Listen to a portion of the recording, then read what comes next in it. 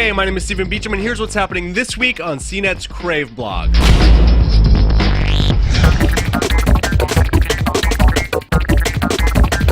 Duet is an arcade puzzle game by the Australian game studio Kumobius.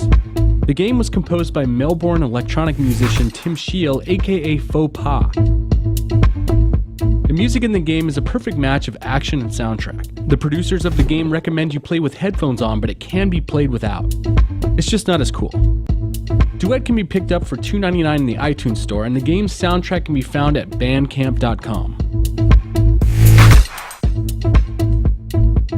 If you're out there in the job market hunting for a new jobby job because they're taking our jobs, oh man, they took your job? then I suggest you take a note from Robbie Leonardi's side-scrolling resume.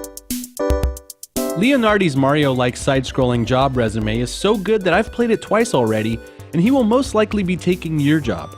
I took a job. The resume showcases Leonardi's skill sets, work experience, and hobbies, but at the same time demonstrates what he can do with design, code, and just plain old creativity.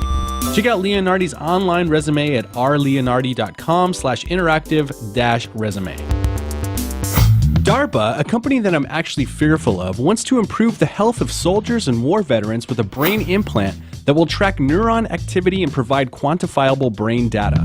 The $70 million project, called the Systems-Based Neurotechnology of Emerging Therapies, subnets in parentheses, is hoping to develop effective therapies for troops and veterans affected by the horrors of war. 1 in 9 discharges from the U.S. Army are due to mental illness.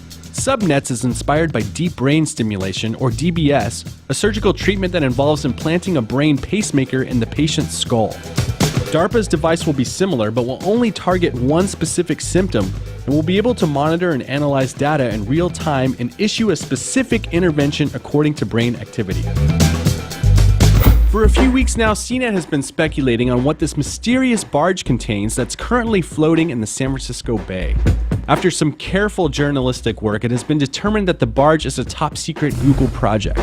People around the area are saying that it's a Google thing, and others even spotted Google employees getting lunch at a nearby restaurant using Google credit cards.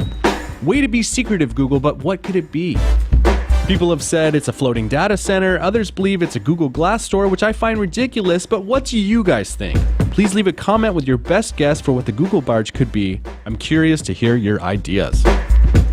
So apparently selfies at funerals are a thing now on the internet amongst the youngsters, and it's a disturbing trend. Here are some selfies at funerals for I don't know why.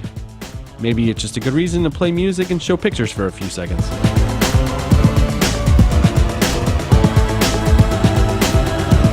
In other news, people hate the new gold iPhone 5S. They also hate the yellow iPhone 5C. Maybe it's because the paint wears off so easily, like my iPhone 5, which has had a case on it since I left the store, and the paint has somehow still managed to wear off. Get it together, Apple.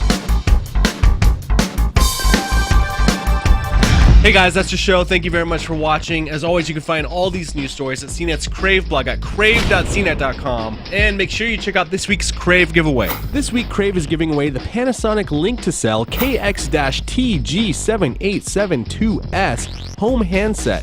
This is a cordless home phone answering system that links 2 cell phones to one base unit. Go to the blog and enter to win.